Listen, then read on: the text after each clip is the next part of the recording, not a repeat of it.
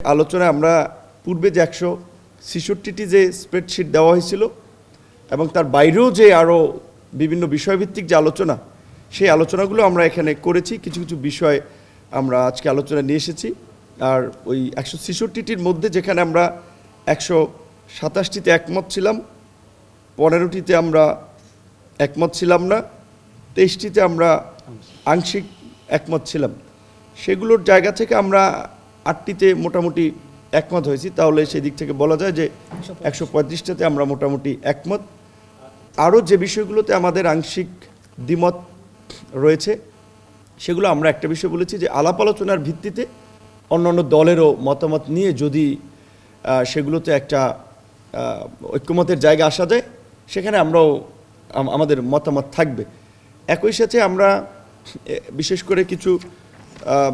করে ওই 166টির বাইরে যেমন আজকে একটা নতুন বিষয়কে আমরা তাদের দৃষ্টিতে এনেছি যে আপনারা জানেন যে আমাদের মাতৃত্বকালীন ছুটি 6 মাস থাকে, যদি এটা জনপ্রশাসন কমিশনের অন্তর্ভুক্ত। কিন্তু আমরা বলেছি যে যেহেতু স্বাভাবিকভাবে একটা বাচ্চার গ্রোথ এবং তার ব্রেনের বৃদ্ধি থেকে শুরু করে 2 বছর সময়টা গুরুত্বপূর্ণ, সেই জন্য অন্তত একটা বাচ্চা জন্মগ্রহণ করা থেকে 2 বছর পর্যন্ত আসার জন্য অন্তত মায়েদের ক্ষেত্রে যে আপনার অফিস সময়টা যেন অর্ধেক করা হয়, এটা আমরা তাদেরকে খুব গুরুত্ব সহকারে বিবেচনা করার জন্য জানিয়েছি। কারণ একটা ভবিষ্যৎ মেধাবী প্রজন্ম গড়ে তোলার জন্য অবশ্যই এই ক্ষেত্রে আমাদের তো একটু গুরুত্ব দেওয়া উচিত। এবং আজকের বিশেষ করে আপনার আলোচনার মধ্যে যেমন যার মধ্যে ছিল যে সংবিধানের মূল নীতির প্রশ্নে বহুত্ববাদের বিষয় নিয়ে যেহেতু অনেক ধরনের মতভেদ তৈরি হয়েছে, সেখানে আমরা বলেছি যে এখানে ধর্মীয় সম্প্রীতি রিপ্লেস করা যায় বহুত্ববাদের পরিবর্তে। সেখানে সংস্কার কমিশনের কাছ থেকেও আরেকটু বিষয় এসেছে যে তাহলে বহুত্ববাদ কিংবা ধর্মীয় সম্প্রীতি এটার পরিবর্তে অনেকের আলোচনা এই বিষয়গুলো উঠে এসেছে যে যেমন গণতন্ত্র, সাম্য, মানবিক মর্যাদা এবং সামাজিক সুবিচার, এইটুকুর বিষয়ে আমাদের ঐক্যমত আছে কিনা, এটাতে আমরা ঐক্যমত পোষণ করেছি।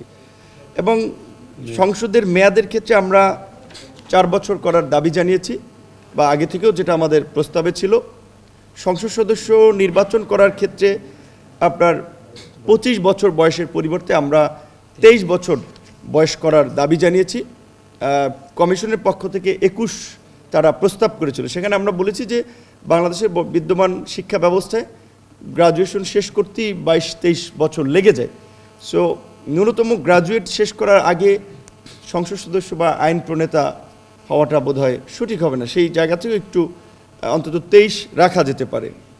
পাশাপাশি আপনার যেটা বহুল আলোচিত বিষয় যে আপনারা জানেন যে সংসদের যে 70 নম্বর অনুচ্ছেদের একটি বিষয়, সেই জায়গা থেকে আমরা বলেছি যে অর্থ বিলের পাশাপাশি যেন আস্থা বিলের ক্ষেত্রে নিজ দলের বিরুদ্ধে ভোট দিতে না পারে, এরও একটা বিধান থাকা দরকার। কারণ না হলে আপনার যে কোনো সময় সরকার আপনার পতনের ক্ষেত্রে কিংবা যেটা বলে হর্স ট্রেডিংয়ের মতো সংসদ সদস্যদের বেচা কেনার একটা প্রবণতা আমরা অনেক আগে থেকে এই উপমহাদেশের রাজনীতিতে আমরা দেখেছি।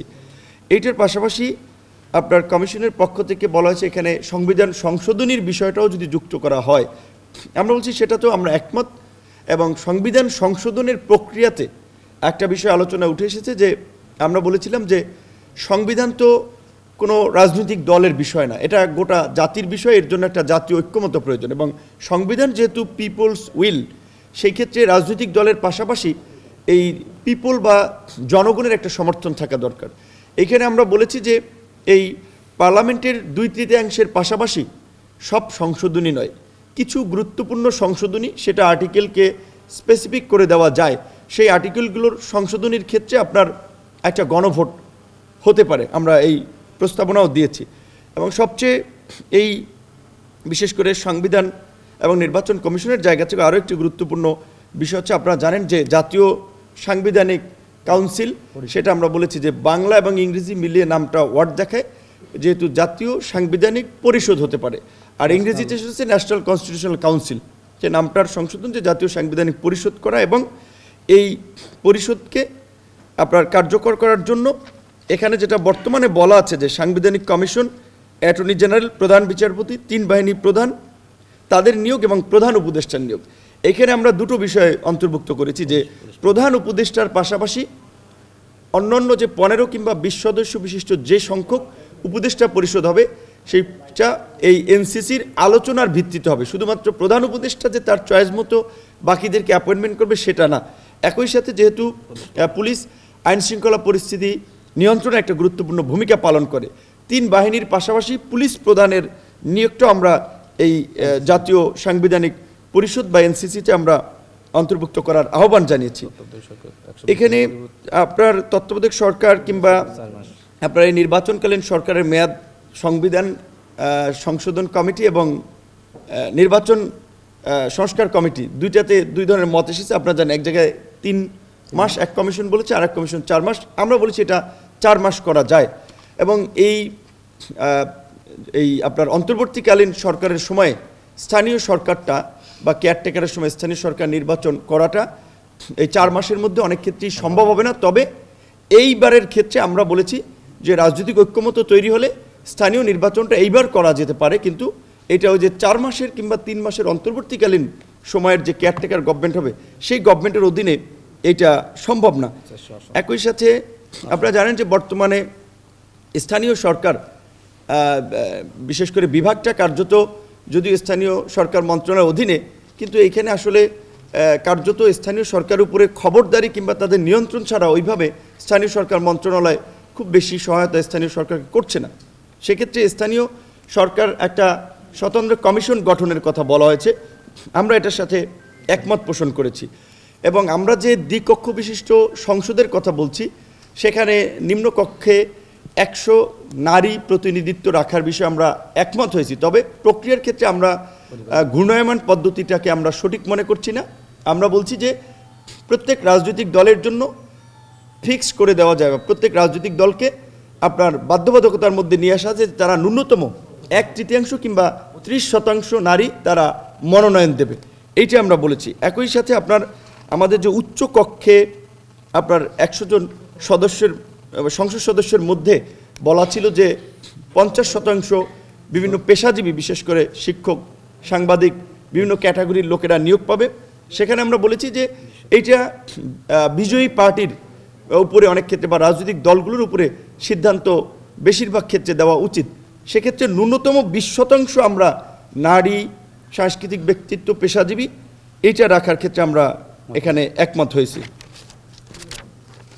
এবং বর্তমান নির্বাচন কমিশনের আপনার যদিও আরপিওতে আছে যে ছাত্র এবং শ্রমিকরা কোনো রাজনৈতিক দলের অঙ্গ সংগঠন বা ভ্রাতৃপ্রতিম সংগঠন হবে না, কিন্তু কোনো রাজনৈতিক দলই এটা কিন্তু করছে না। বরঞ্চ ছাত্র সংগঠন, শ্রমিক সংগঠনের কমিটি দিচ্ছে, দেখবেন যে রাজনৈতিক দলের শীর্ষ নেতারা।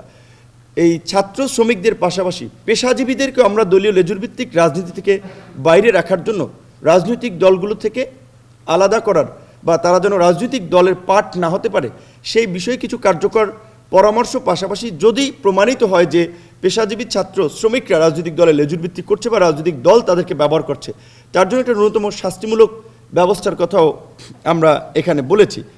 এবং বিশেষ করে আরও একটি গুরুত্বপূর্ণ বিষয় আপনারা জানেন যে ইতিমধ্যেই যেটা হচ্ছে যে বর্তমানে প্রত্যেক মাসে 8টি করে রাজনৈতিক দলের আত্মপ্রকাশ ঘটছে, এবং নিবন্ধিত রয়েছে আপনার প্রায় 55টি রাজনৈতিক দল।